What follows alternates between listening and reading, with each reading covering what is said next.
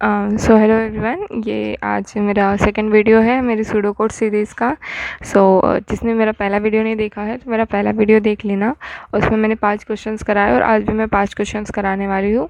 और मैं ट्राई करूँगी कि मैं थोड़े से ट्रिकी सूडो कोड्स लेके आऊँ, जिसमें हो सकता है मैक्सिमम टाइम बच्चे थोड़े से जो है स्टूडेंट्स थोड़े से ट्रिक हो जाते हैं। तो ये वाला जो क्वेश्चन है दिखने में काफ़ी सिंपल दिख रहा है, जिसमें सिंपल सा एक फॉर लूप लग रहा है, जो फॉर लूप को फिर यूज़ करके हम कर सकते हैं। लेकिन ये फॉर लूप में थोड़ा सा ट्रिक है जो हमको अब समझेंगे हम लोग। तो जैसे देखिए, ये यहाँ पे सबसे पहले जो मेरा कॉन्सेप्ट था कि हम लोगों को जो वेरिएबल्स है जिनकी वैल्यू इन फ्यूचर चेंज होंगी उनको हम अलग से मेंटेन कर लेंगे, और यहाँ पे हम लोग बाद में कट करके उनकी जो प्रेजेंट वैल्यू है वो मेंशन करेंगे। ओके, तो ये मैंने एक स्टैक अपना यहाँ बना लिया है। अब जो ये फॉर लूप है इसे अच्छे से समझते हैं। ये फॉर लूप में मोस्टली फॉर लूप में क्या होता है, सी की यहाँ पे जो ये इनिशियलाइजेशन वाला जो वेरिएबल होता है जिसके थ्रू पूरा लूप चलता है, इसमें मोस्टली हम क्या करते हैं, एक कोई कांस्टेंट वैल्यू डालते हैं। जैसे कि मोस्टली ऐसा लिखते हैं ना, आई इक्वल्स टू 2 से चल रहा है तो आई ग्रेटर दैन 4 तक के, सॉरी लेस दैन 4 तक के चलेंगे, देन आई प्लस प्लस। इस तरह का हमारा जो है क्लासिकल वाला रहता है, ठीक है, नॉर्मल वाला फॉर लूप। बट यहाँ पे क्या है, कोई कांस्टेंट वैल्यू नहीं दी है, यहाँ पे एक वेरिएबल दिया है, एंड ये वेरिएबल की value will like it can change with the time. So हम लोगों को यहाँ कोई कांस्टेंट वैल्यू नहीं है, हमको ये बात का ध्यान रखना है कि जब यहाँ कांस्टेंट वैल्यू नहीं रहेगा तो इस चीज़ का ध्यान रखना है कि वो चेंज होंगी। तो अब देखते हैं वो किस तरह से चेंज होंगी। ये अभी कह रहे हैं फॉर लूप है, सी की वैल्यू ए है, मतलब अभी फ़िलहाल ए है मतलब 10 है, फिर c is greater than less than 20, ठीक है, और यहाँ सी हमेशा C+2 होगा, ठीक है। और फिर हर बार क्या होगा, ए इक्वल्स टू ए प्लस सी होगा। इस बार सी की वैल्यू यहाँ पे 10 है, तो और ये 10 है, 10 प्लस 10 दैट मीन्स ए की वैल्यू यहाँ कट के हो गई 20। बी की वैल्यू हो जाएंगी B equals to B minus A plus C. B था 20 और ये हुआ हमारा 20 प्लस सी की वैल्यू अभी भी 10 है, ये 20 से 20 गया, इसकी वैल्यू कट होकर 10 हो गई। ओके, उसके बाद में हमारे पास है कि इफ़ अगर हमारा ए अभी greater than 20 is almost like greater than ये ग्रेटर ये इससे, तो हमें प्रिंट करना है ए। तो हम लोग यहाँ पे प्रिंट कर देंगे, ये हमारे यहाँ पे प्रिंट वाला ये बना देती हूँ। प्रिंट में हम लोग एक सबसे पहले प्रिंट कर देंगे ए की वैल्यू जो थी अभी हमारे पास है 20, तो हमने 20 प्रिंट कर दिया। एल्स में हमें जाना नहीं है, एंड इफ कर दो, ये वाला इफ एंड हो गया। फिर से हम फॉर लूप में जाएंगे, तो फॉर लूप में फिर से जो है 10 प्लस 2 करके यहाँ पे इसको ये जो वैल्यू है इसको 12 अपडेट मत करना, ठीक है, इसको 12 अपडेट नहीं करना, बल्कि इसको फिर से हमें वही लेना पड़ेगा, सी इक्वल्स टू लाइक ये क्या था, ए की वैल्यू क्या थी 20 और c is less than equals to b, b की वैल्यू थी 10 और सी इक्वल्स टू C+2, ठीक है। तो यहाँ पे अब ये जो है ये कंडीशन ही गलत हो गई कि सी की वैल्यू 20 से लेस दैन 20, तो ये तो यही गलत हो गया, ये तो यहाँ गलत ही हो गया, तो फॉर लूप यही ख़त्म हो जाएगा और जो हमारा आंसर होगा सिर्फ और सिर्फ 20 होगा। ये हमारा इसका आंसर रहेगा इस क्वेश्चन का।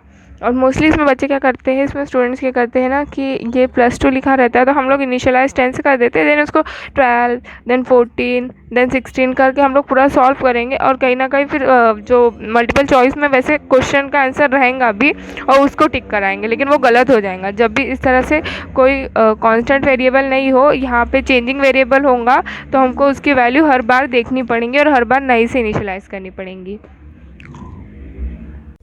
सो ये आज का थर्ड क्वेश्चन है इस वीडियो का। और ये वाला जो क्वेश्चन है इसमें ये इस तरह के भी कभी कभी जो है रिटर्न फॉर्मेट में देख लो क्वेश्चन, इस तरह के भी जो है क्वेश्चंस में कभी कभी रिटर्न फॉर्मेट में भी हमारे को सूडो कोड्स लिख के मिलते हैं। तो इसमें हमको कह रहा है स्टार्ट, वो तो ठीक है स्टार्ट ही है, बट ये एन की हमें एक वैल्यू दी है और इसमें हमें ये सेकेंड लाइन में बोला है कि हम एक नया वेरिएबल बना रहे हैं क्यू, जिसमें हम वो एन की वैल्यू डाल रहे हैं, मतलब इस बार हो गई क्यू की वैल्यू हो गई चेंज होके ये, ठीक है। उसके बाद एक हमने आर एन बना रखा है और आर एन में हम लोग वैल्यू डालेंगे 0। अब यहाँ पे मैं बताती हूँ क्यू इक्वल्स टू ये mod 10।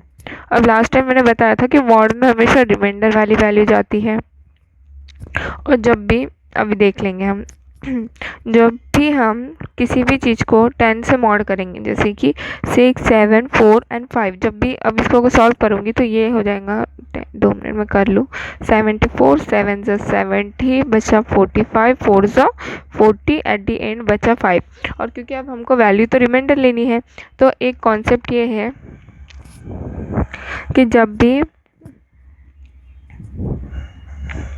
10 से मॉड हो तो सीधा लास्ट वैल्यू ले लेना, लास्ट डिजिट ले लेना, सॉरी, नंबर की।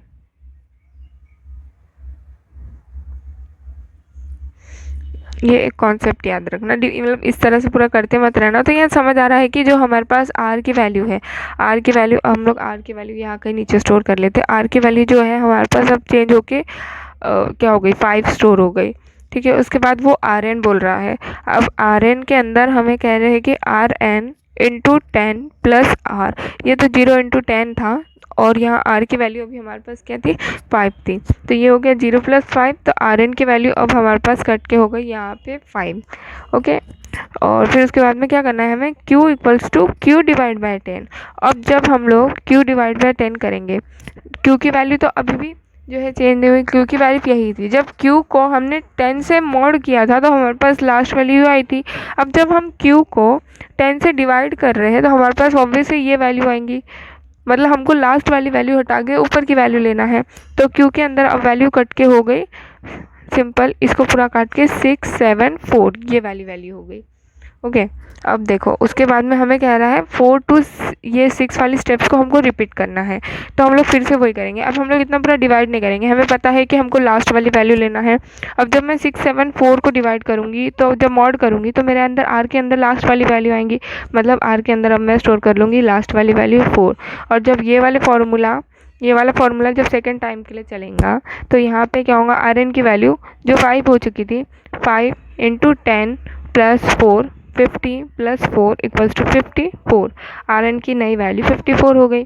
और अब हमको क्या करना है, q equals to q by 10 करना है। q की वैल्यू ये थी, लास्ट वाली वैल्यू काट देंगे तो हो गया 67। फिर से हमको मॉड करना है, फिर से लास्ट वाली वैल्यू लेंगे, इसकी वैल्यू हो गई 7। ठीक है, अब ये नया वाला फिर से आर एन सॉल्व होगा, तो अब ये होगा 54 इंटू 10 प्लस 7, जो होगा 540 प्लस 7, मतलब 547।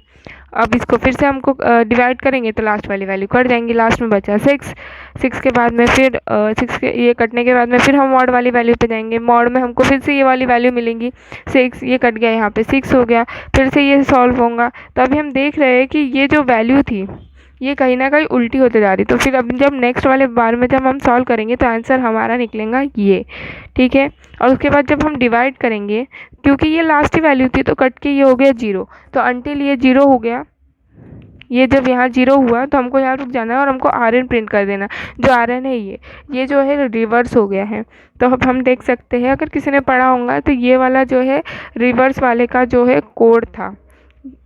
अगर कभी एग्ज़ाम में हमको रिवर्स करने का क्वेश्चन आए तो ये जो है, ये 3 वैल्यू जो हमने लिखी है, ये 3 स्टेप्स फॉलो करके हमारे पास जो है एक नंबर का हम लोग रिवर्स फाइंड आउट कर सकते हैं। तो ये क्वेश्चन कुछ इस तरह से था। अगर इस तरह की कभी भी स्टेप दिखे तो सिंपली, और आर एन प्रिंट हो रहा हो तो सिंपल उसको रिवर्स करके डायरेक्ट जो है ऑप्शन उसको टिक कर देना। तो यहाँ अगर हम ऑप्शन देखें तो ऑप्शन 1 जो है हमारा करेक्ट ऑप्शन निकला।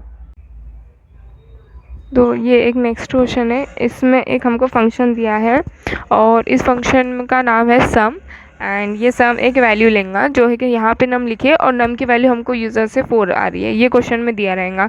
तो ये 4। अब इसके बाद में एक इफ़ कंडीशन है जो बोलता है कि ये जो नम था, क्या वो नम 0 के बराबर है?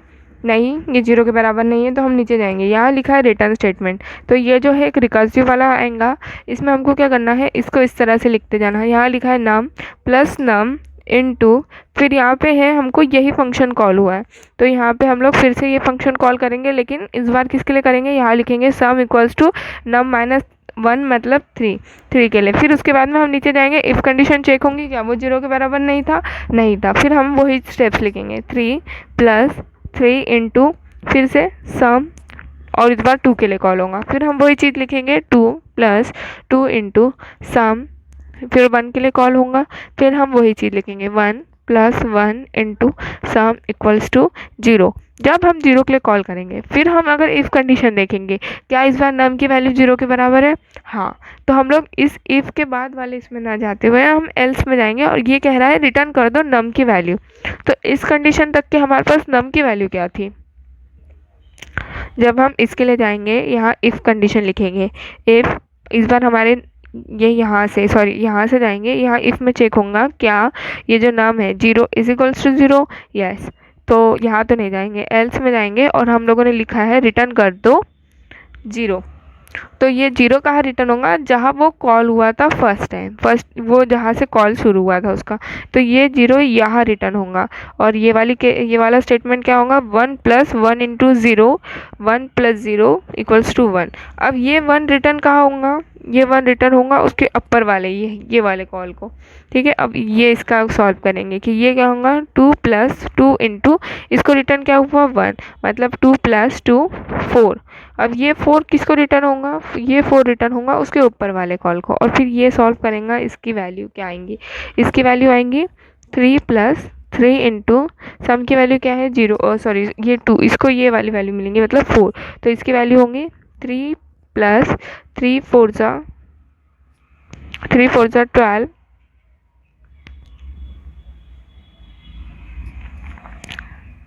3 4 × 12 एंड सॉरी 12 13 14 15, इसको ये वैल्यू मिली 15, तो ये 15 किसको मिलेंगी, ये 15 मिलेंगी इस वाले को। और फिर ये अपना वैल्यू कैलकुलेट करेंगे, 4 + 4 × 15, 5 4 × 20, कैरी 1, 4 1 = 4, 5 6 60 + 4, इसकी वैल्यू आई हमारे पास 64। तो इसका जो करेक्ट आंसर रहेगा, और यही वाली हमको रिटर्न करनी थी, तो ये जो है ये वाली जो है लास्ट में ये रिटर्न कर रहा है मैं 64।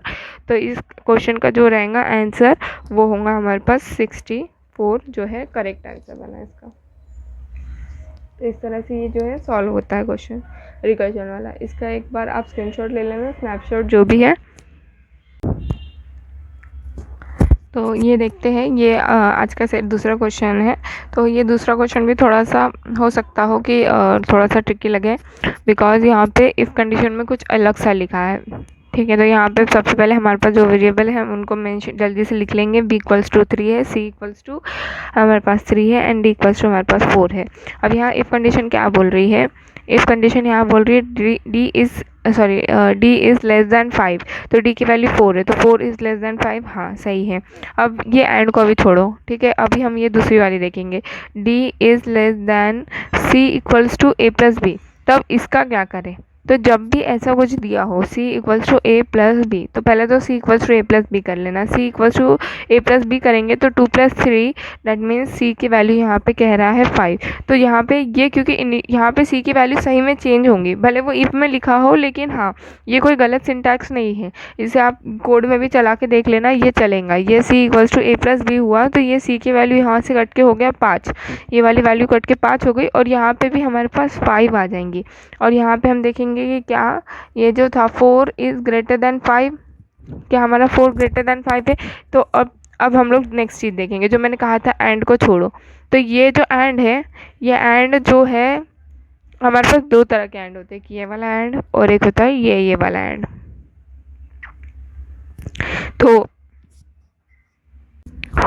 तो यहाँ पे जो है ये हमारा बिटवाइज होता है, और ये वाला इसको हम कॉन्सेप्ट समझ सकते हैं, और ये होता है हमारा लॉजिकल वाला।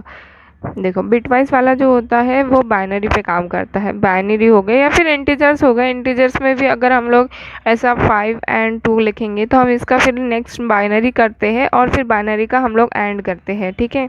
तो इसका कुछ रहता है कि इसका एक टेबल होता है जिसमें यहाँ 0 0 0 1 1 0 1 1 इस तरह का होता है। इसमें 0 0 पे भी 0 0 0 और ये 1, जब बहुत दोनों के दोनों जो है ट्रू रहेंगे, इसको हम ऐसे भी समझ सकते हैं। 0 और 1 का मतलब क्या होता है, 0 मतलब फॉल्स, 1 मतलब ट्रू।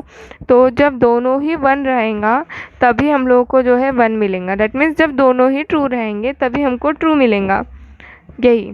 और लॉजिकल का भी देखा जाए तो सेंस वही बनता है, लेकिन इसको मोस्टली हम लोग इफ एल्स वगैरह में ज़्यादा यूज़ करते हैं, और उसमें भी यही कि जब दो कंडीशन इफ़ के अंदर अगर ये और ये कंडीशन भी ट्रू रही, ये ट्रू रही, तभी हमारे को आउटपुट ट्रू आएगा। अब देखो यहाँ पे इन्होंने दिया तो हमको बिटवाइज है, ठीक है, इन्होंने हमको बिटवाइज दिया है, लेकिन अब हम लोग ये जो दो बना है, ये दो तो कंडीशंस है ना, ये दो तो कंडीशंस बनी है हमारे पास, और हम लोगों ने कहा है कि हम लोग बिटवाइज को तो इस पर यूज़ करते हैं।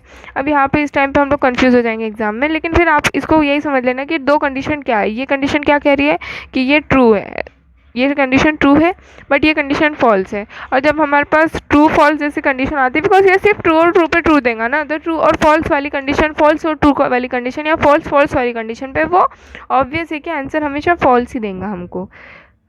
तो अब हमारे पास इसका आंसर फॉल्स आ गया, मतलब इस इफ़ का आंसर हमारे पास फॉल्स है। तो हम लोग प्रिंट ए तो नहीं करेंगे, हम जाएंगे एल्स में और हम लोग करेंगे प्रिंट करेंगे बी। अब हमारे पास इन दोनों में है बी ऑप्शन। उसके बाद में हम लोग प्रिंट करेंगे सी। अब देखो, क्योंकि यहाँ पे हमें ए दिया था, बी दिया था, सी दिया था, डी दिया था। अब हमारे पास कैपिटल ए कैपिटल बी नहीं था, लेकिन इन्होंने बी ऐसा लिख के दिया है, तो ऑब्वियस है कि हमको यही वाला कुछ सिलेक्ट करना पड़ेगा, क्योंकि पहले इसमें ए या बी कैपिटल ही है, तो ये बी हुआ। लेकिन उसके बाद न्यूमेरिकल वैल्यूज़ दी है, मतलब अब हमको जो है सी इसमें से उठाना पड़ेगा। और ऐसे मैंने कहा था कि ये जो सी है यहाँ पे ये कंडीशन जो है सही में वैल्यू भी चेंज कर रही थी, तो ये 5, सो ये 5 यहाँ आ गया, तो हमारा आंसर जो है प्रॉपर वाला ये हमारा आंसर निकलेगा, सॉरी ये वाला हमारा जो है आंसर आएगा। ये है इस तरह का क्वेश्चन को सॉल्व करने का तरीका।